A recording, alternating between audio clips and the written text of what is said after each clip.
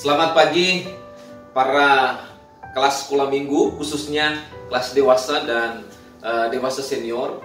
Hari ini kita mulai berjumpa lagi dalam pelajaran sekolah minggu, pelajaran yang ke-6. Tapi sebelum kita mendalami bagian ini, mari kita berdoa bersama-sama.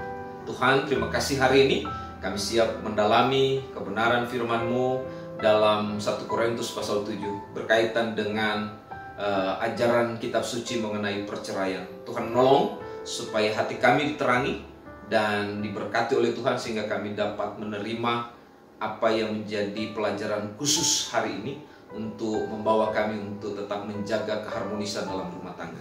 Terpujilah Engkau Tuhan, dalam nama Yesus kami berdoa. Amin. Masalah perceraian adalah masalah klasik yang berlangsung sejak dahulu sampai sekarang atau hari ini. Kalau kita meneliti dalam perjanjian lama atau dalam Alkitab di masa lampau, ya, alasan perceraian itu adalah seorang suami atau istri dia selingkuh atau melakukan persinahan. Tapi sedangkan kalau kita melihat di zaman sekarang atau zaman now, ya, orang muda suka berkata demikian, ya, walaupun kita sudah ada di kelas dewasa dan dewasa senior, tapi jiwa kita masih muda. Amin. Nah, alasan perceraian itu selain perzinahan, kalau kita melihat masa sekarang, selalu dikaitkan dengan ketidakcocokan dan lain sebagainya. Ya, karena ketidakcocokan ini bisa berkaitan dengan prinsip atau keyakinan atau sifat seseorang. Dan tidak hanya sampai di situ, ada harta benda, dan yang paling luar biasa adalah kekerasan dalam rumah tangga atau KDRT, ya. Sebelum saya lanjut dalam pelajaran 6 ini mengenai ajaran Kristen tentang perceraian dalam 1 Korintus pasal 7 mulai ayat 10 sampai 16, dan kita bisa membandingkan dalam Matius pasal 19 ayat 6, saya ingin bertanya kepada saudara-saudara sekalian, buat kita semua kelas dewasa dan dewasa senior, apa tujuan kita menikah? Pertanyaan ini penting sekali. Karena untuk menjawab pelajaran ini secara gamblang atau secara jelas, nanti ini bisa didiskusikan di kelas masing-masing. Tapi mari kita lihat dan perhatikan dengan baik apa yang dikatakan di dalam 1 Korintus pasal 7 ayat 10 sampai 16 ini. Coba kita perhatikan baik-baik bagian ini. Firman Tuhan berkata begini, mulai ayat 10, kepada orang-orang yang telah kawin, aku tidak, bukan aku, tetapi Tuhan perintahkan. Perhatikan ini. Tuhan perintahkan, ya, supaya seorang istri tidak boleh menceraikan suaminya, dan jikalau ia bercerai, ia harus tetap hidup tanpa suami atau berdamai dengan suaminya, dan seorang suami tidak boleh menceraikan istrinya. Kepada orang-orang lain aku bukan Tuhan. Katakan, kalau ada seorang saudara beristrikan seorang yang tidak beriman dan perempuan itu mau hidup bersama dengan dia, janganlah saudara itu menceraikan dia. Dan kalau ada seorang istri bersuamikan seorang yang tidak beriman dan laki-laki itu mau hidup bersama dengan dia, janganlah ia menceraikan laki-laki itu. Karena suami yang tidak beriman itu dikuduskan oleh istrinya, dan istri yang tidak beriman itu dikuduskan oleh suaminya.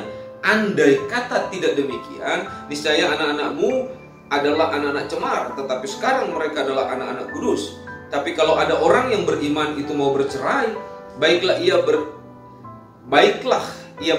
Dalam hal yang demikian saudara atau saudari tidak terikat, tetapi Allah memanggil kamu untuk hidup dalam damai sejahtera.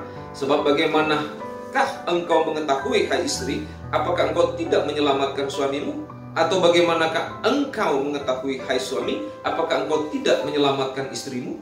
Saudara-saudara yang saya kasih dalam Tuhan, dalam bagian ini menarik sekali dibahas, ya.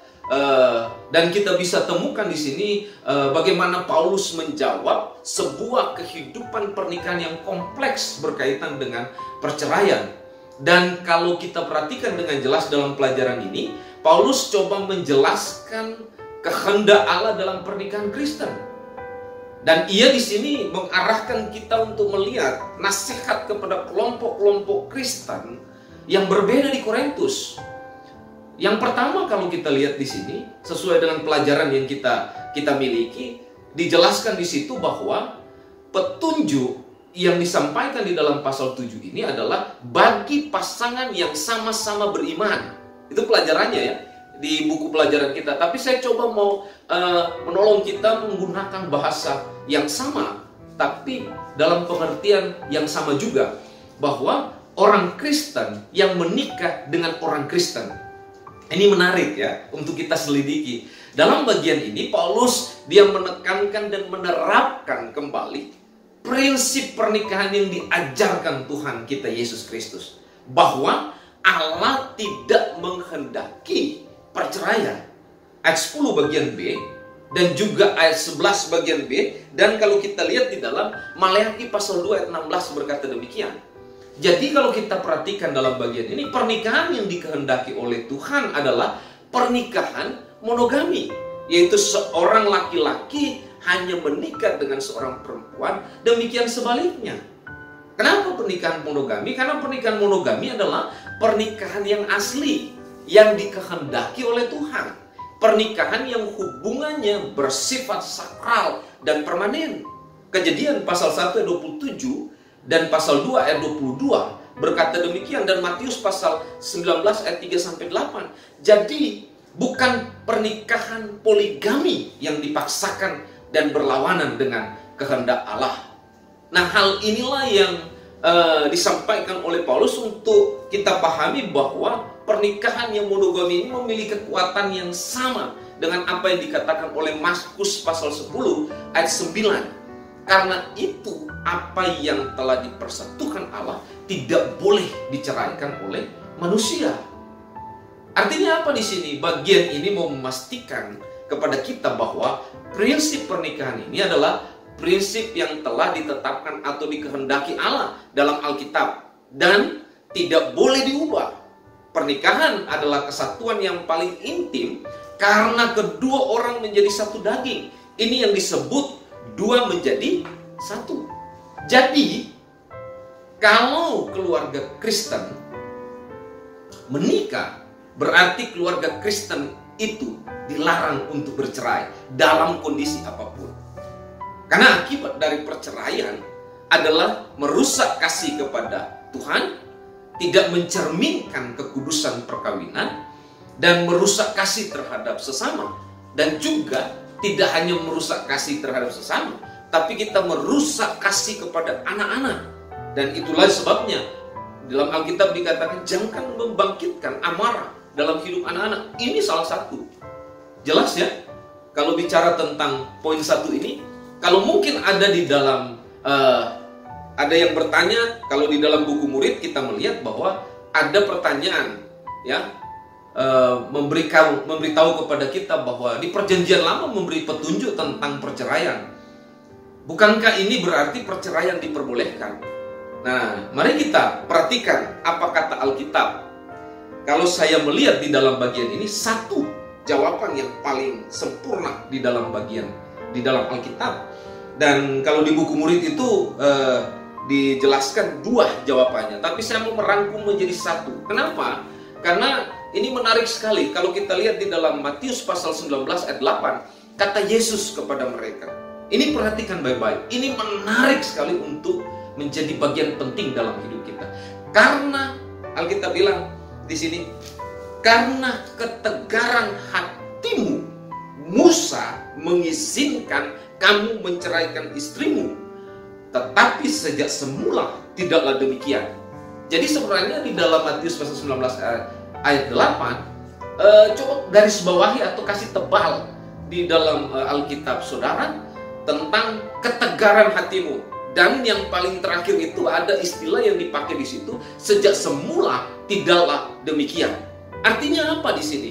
Jawaban Yesus di sini ketika dia berkata karena ketegaran hatimu, Musa mengizinkan kamu menceraikan istrimu, tetapi sejak semula tidaklah demikian. Ini jawaban Yesus yang akurat sekali. Dia mengembalikan fungsi utama pernikahan Kristen yang benar, bahwa rancangan Tuhan semula adalah seorang laki-laki diperuntukkan bagi seorang perempuan untuk seumur hidup. Ya, demikian sebaliknya, karena di dalam pasal 19 dalam kitab Matius ayat 4-6 berkata demikian. Demikian dalam Kejadian pasal 2 ayat 18-25. Jadi memang menarik sekali di sini. kalau kita perhatikan baik-baik apa yang dikatakan oleh firman Tuhan, ya.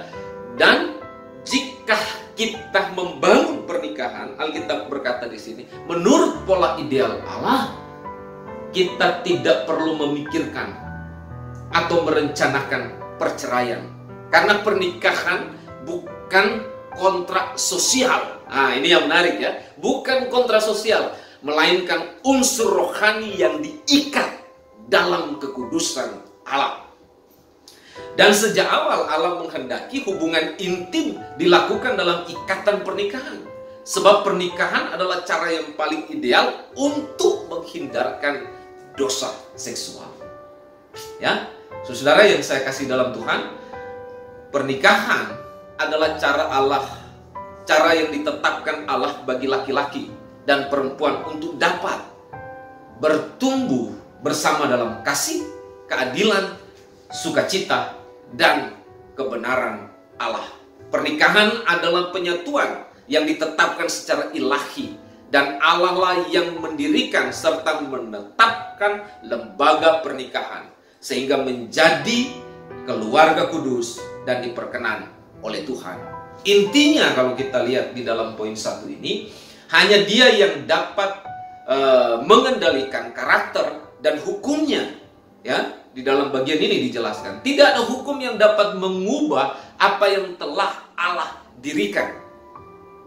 Penting sekali bagi kita untuk pahami bagian ini. Jika prinsip ini diterapkan sepenuh hati dalam kehidupan pernikahan keluarga Kristen, kita semua mustahil terjadi perceraian. Jadi manusia, kita, ya, tidak dapat mengakhiri penyatuan yang ditetapkan Allah dalam pernikahan atau perkawinan. Tapi Allah dapat melakukannya berdasarkan Matius pasal 19 ayat 6. Berarti yang bisa memisahkan satu dengan yang lainnya atau suami istri hanya Tuhan, bukan suami istri sendiri.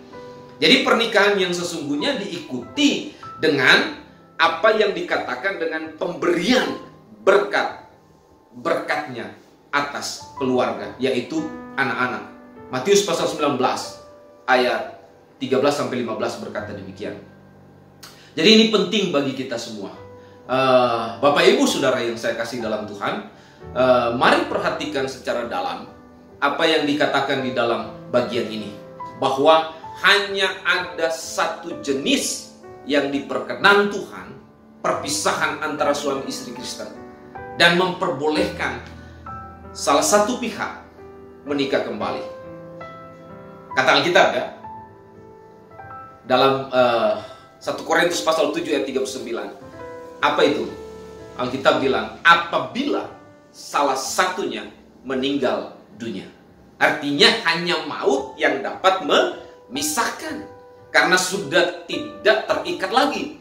Ia boleh menikah dengan perempuan atau laki-laki yang dia kehendaki. Pelajaran kita berkata demikian. Asal orang itu adalah orang Kristen atau yang beriman kepada Tuhan. Jadi menarik sekali kalau kita selidiki 1 Korintus pasal 7. Jadi kita orang-orang Kristen, orang percaya yang sudah bertobat dan menerima Yesus sebagai Tuhan dan Juru Selamat secara pribadi, ketika kita menikah berarti kita berkomitmen tidak hanya dengan istri tapi dengan Tuhan. Jadi ada 3 pribadi di situ, laki-laki, perempuan, dan Tuhan. Itulah sebabnya Alkitab berkata, ketika kita menikah berarti kita berkomitmen tidak untuk bercerai. Amin. Menarik ya? Menarik. Nah, ada pertanyaan di buku murid, bagaimana kalau suami istri Kristen bercerai karena persinahan atau masalah lain seperti kekerasan dalam rumah tangga kalau zaman sekarang, ya, atau berbeda keyakinan atau berbeda prinsip dan sebagainya. Saya coba mau menjelaskan kepada kita, berdasarkan buku pelajaran kita, ada 2 pilihan yang harus dilakukan di dalam bagian ini. Yang pertama adalah berdamai atau rujuk kembali sesuai anjuran firman Tuhan. Karena di dalam 1 Korintus pasal 7 mulai ayat 10 berkata demikian, ya. Disampaikan seperti itu. Harus berdamai. Karena damai itu membawa sukacita bersama-sama. Damai mempersatukan. Karena itulah Kristus memberi kita damai sejahtera, supaya damai sejahtera ini melimpah atas kita, dan damai sejahtera ini bekerja untuk memulihkan dan menguatkan rumah tangga kita. Yang kedua, bisa dikatakan diizinkan, tetapi keduanya tidak boleh menikah lagi. Ya, namun kalau kita belajar dari pelajaran itu, jika keduanya menikah lagi, maka benarlah kata Yesus di dalam Matius 19 ayat 9, mereka sedang berbuat zina, artinya mereka berdosa. Kesimpulannya apa di poin 1? Kalau orang sudah terima Yesus, di dalam Yesus, terus dia bercerai, dia dilarang untuk menikah. Tapi kalau dia menikah, berarti dia berbuat dosa.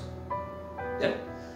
Berarti pernikahan yang dimaksud di dalam poin 1 itu adalah pernikahan yang sakral, sah di pandangan Allah, dan tidak boleh terjadi perceraian. Yang kedua, kalau kita lihat di sini, petunjuk bagi pasangan yang beda iman. Itu menarik sekali juga kalau kita perhatikan baik-baik di dalam pasal 7 ini ya. Kalau saya bisa bahasakan, orang Kristen yang menikah dengan orang yang bukan Kristen. Nah, ini yang dimaksud di dalam poin 2. Bagian yang kedua ini adalah bagian yang menjadi kontroversial. Kenapa kontroversial? Karena bagian inilah yang dipakai oleh orang-orang Kristen zaman now, zaman sekarang, untuk melegalkan perceraian atau pernikahan kembali. Menarik ini. Perhatikan baik-baik di bagian kedua ini. Pelajaran kita di sekolah minggu memberikan petunjuk orang Kristen yang menikah dengan orang yang bukan Kristen. Ini menarik untuk kita lihat. Latar belakang ditulis bagian ini ya adalah karena orang Kristen di Korintus yang diselamatkan sesudah mereka menikah. Ya, jadi mereka menikah dulu baru diselamatkan, baru mereka percaya kepada Yesus. Pasangan mereka masih belum bertobat, ada yang masih belum bertobat.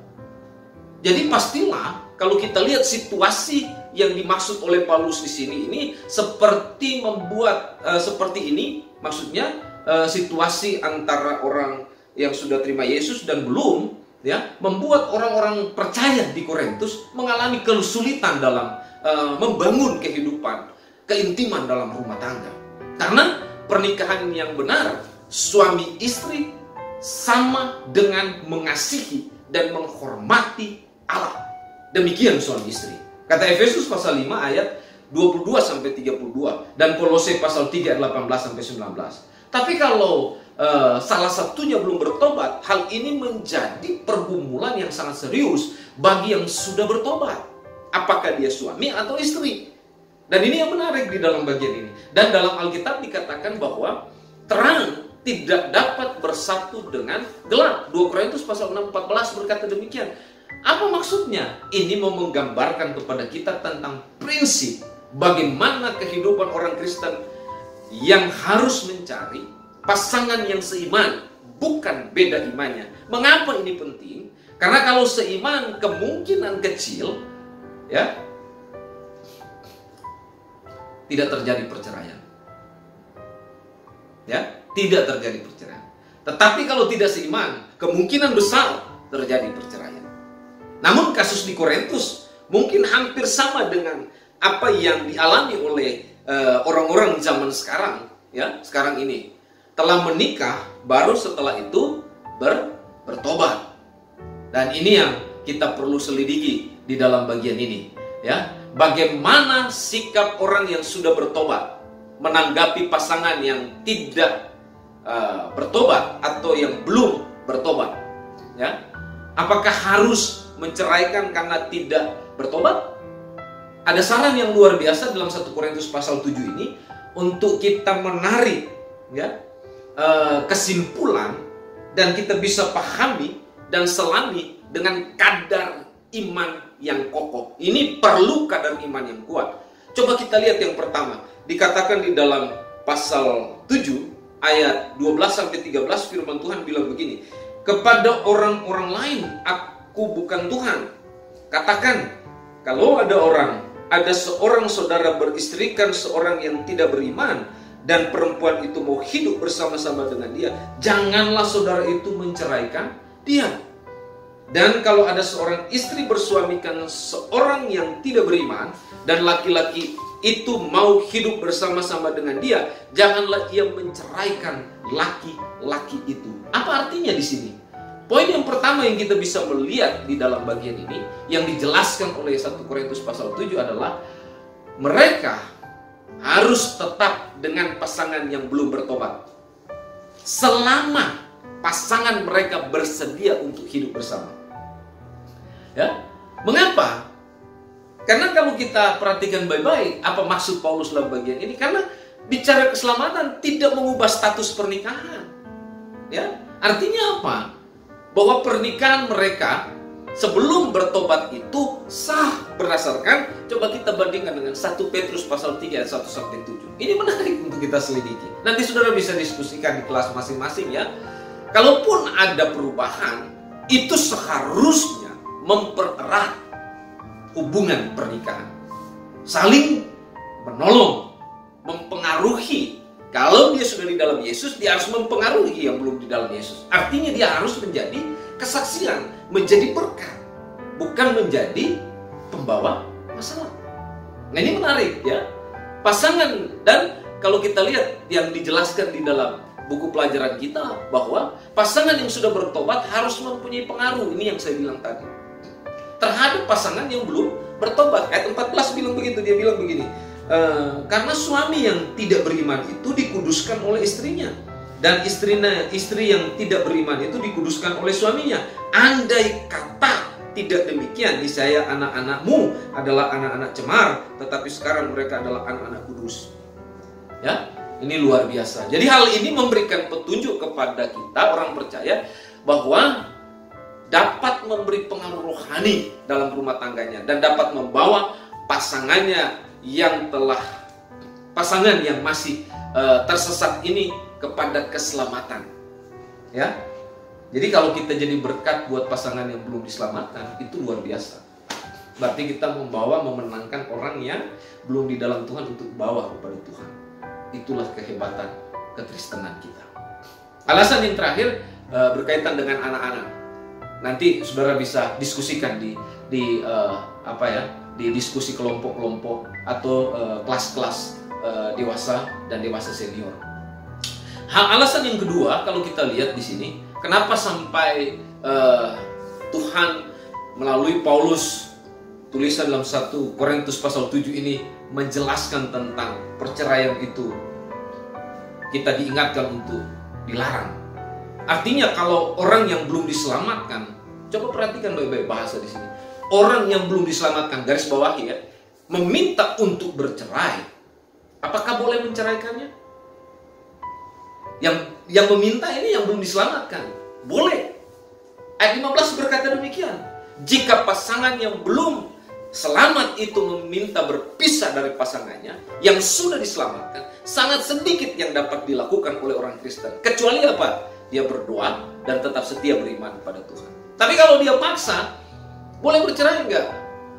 Karena dia minta, ya dia yang berurusan. Tetapi kita sebagai orang yang sudah diselamatkan, tidak boleh meminta bercerai. Itu tidak diperkenankan atau tidak diperbolehkan oleh firman Tuhan. Kalaupun orang yang tidak beriman minta cerai, kita harus menjaga hubungan satu dengan yang lain sampai betul-betul kita dapat memenangkan dia. Tapi kalaupun dia meninggalkan kita orang yang beriman, berarti kita harus menjaga kehidupan kita untuk tetap berkenan pada Allah. Ini prinsipnya di sini. Jadi Allah memanggil umatnya untuk hidup dalam damai sejahtera, berdamai. Jadi kita harus menciptakan damai dalam rumah tangga. Makanya orang kalau dalam rumah tangganya ada yang beriman dan ada yang tidak, yang beriman ini dia harus menciptakan damai. Dia harus membawa suasana surgawi di dalam rumah tangga supaya orang bisa dimenangkan, diselamatkan. Artinya bahwa orang yang belum diselamatkan memang tidak memiliki damai itu. Tetapi yang sudah diselamatkan, biarlah damai Kristus menjadi bau harum dan dalam rumah tangganya dia jadi berkat. Intinya di sini dari pelajaran ini, saya pribadi berprinsip orang Kristen yang tinggal karena perceraian, dia tidak boleh menikah lagi.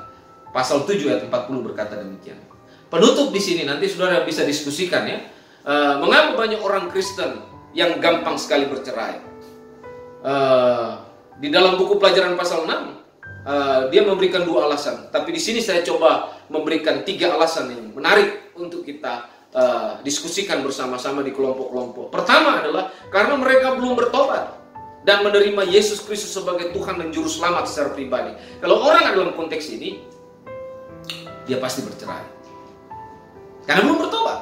Tapi kalau dia sudah di dalam Yesus, dia akan menjaga keutuhan rumah tangga dalam keadaan apapun. Dan yang kedua, karena tujuan mereka menikah itu apa? Gitu. Nah, ini yang saya tanyakan di awal. Apa tujuan kita menikah? Kalau kita sebagai orang Kristen, tujuan kita menikah karena memuliakan Allah, Tuhan. Tapi kalau belum, berarti tujuan menikah itu karena nafsu. Ya, bedakan itu. Dan yang ketiga, ini yang menarik. Kebanyakan gereja gagal dalam mengaplikasikan penerapannya dalam kehidupan, di dalam berorganisasi.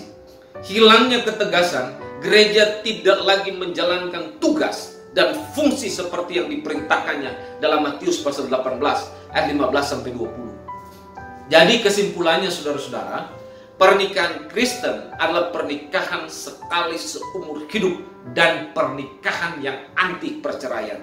Perceraian adalah kebencian dari Tuhan. Demikian pelajaran yang bisa saya sampaikan berdasarkan pelajaran 6 di dalam pelajaran sekolah minggu pada kesempatan hari ini. Tuhan Yesus memberkati. Mari kita berdoa. Bapa, terima kasih karena kami boleh mendengarkan pelajaran sekolah minggu hari ini. Meteraikan dalam jiwa kami tentang pelajaran ini dan berkatilah hidup kami dan keluarga kami. Dalam nama Yesus kami berdoa. Amin.